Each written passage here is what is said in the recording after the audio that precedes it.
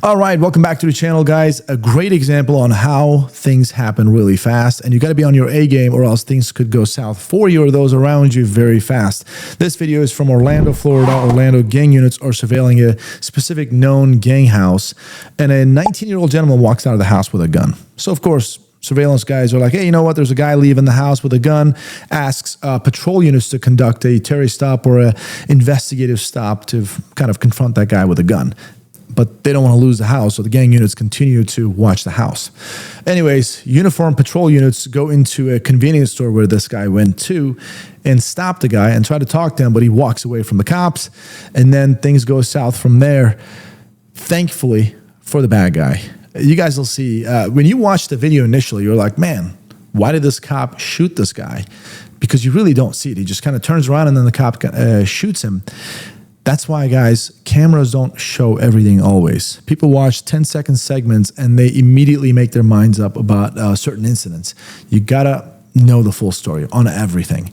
In this case, you guys will understand why the officer actually shot and how close call that was. With that being said, let's get to the video. But before we do that, guys, please, if you subscribe to this channel, you'd be kind of helping out the channel significantly. It's a brand new channel, and I really want to grow this thing as much as I can. At the same time, Instagram, Kaya, I post some content from my personal life there if you're interested.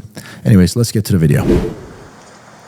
All right, cops are approaching the convenience store where the suspect is.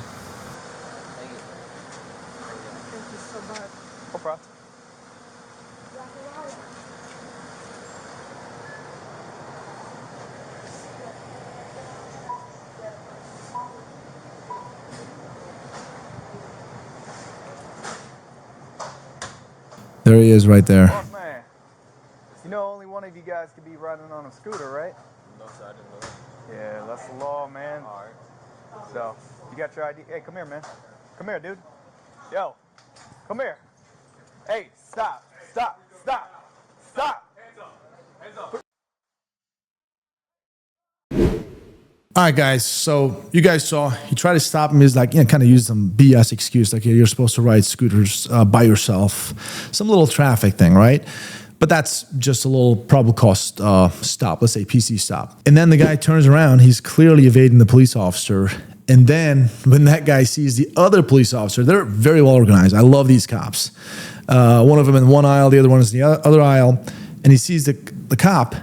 Initially, when you look at him, the guy turns around and the cop just shoots him right away. And sadly, I mean, I guess kind of this is the part of the job. The other cop is in pretty much crossfire, right? However, if you really pay attention, the bad guy kind of reaches down to his waistband. That's when he gets shot. So unfortunately, there are some folks out there, they expect the bad guy to produce the gun. Even some folks expect the bad guy to point the gun before cops actually open fire. Maybe some lunatics expect the bad guy to fire first. Those obviously forget that.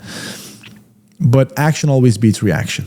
If you let that person get that gun out, most likely you'll eat a bullet or two before you're able to return fire. So in this case, police acts perfectly and fires a couple of rounds. But the guy goes down. Signal 43, shot fired.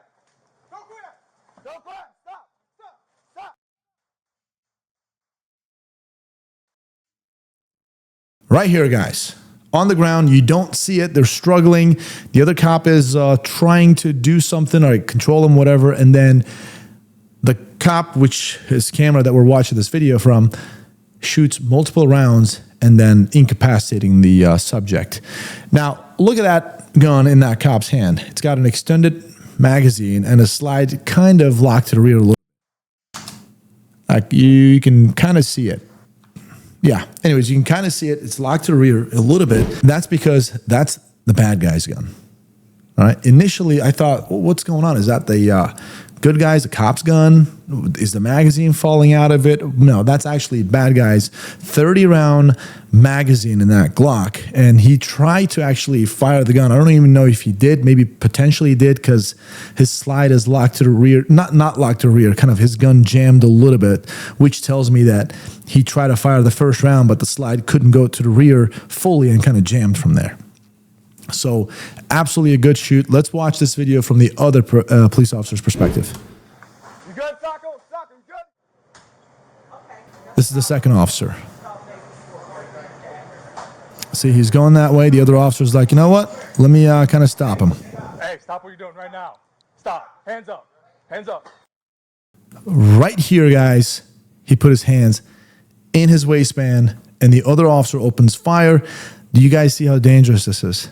It is, man, this cop is lucky that he didn't get shot.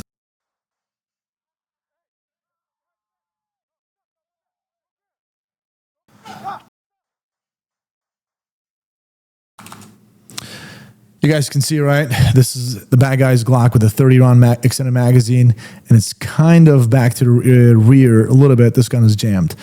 As the cop yells, obviously, don't grab, and tries to get this gun away, and the other police officer opens fire and basically effectively terminates the threat. And that's it, guys. And guess what? The bad guy loses his life on scene, and the cops go home to their families. What do you guys think about this specific incident? I would say, honestly, you know what? It was a fight the bad guy was going to lose all day long. Two very well-organized cops. They had the right intel. They were on him like a hawk. That guy wasn't going to get away. He was either going to die, which he just did, or he was going to actually go to jail from there. But anyways, that's it. What do you guys think?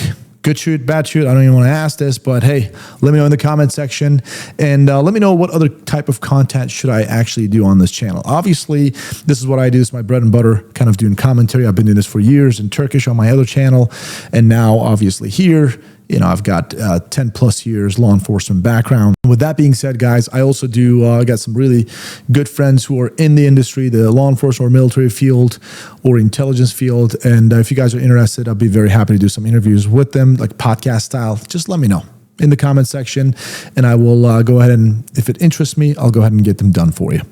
Anyways, guys, if you guys follow, give me a subscribe on this channel, you'd be helping me greatly, and trying to boost this channel as much as I can. At the same time, Instagram, Copper Kaya, if you're interested. Anyways, guys, thanks for tuning in. Hopefully you guys enjoyed the video, and I'll see you on the next one.